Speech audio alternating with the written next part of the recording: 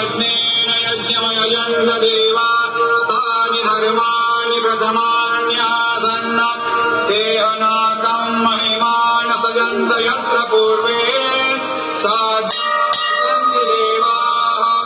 ॐ राजाधिराजाय प्रसह्य साहिने नमो वयं वै श्रवणाय कूर्महे समे कामानि कामकामाय मह्यम् कामेश्वरो वै श्रवणो दधातु कुबेराय वै श्रवणाय महाराजाय नमः।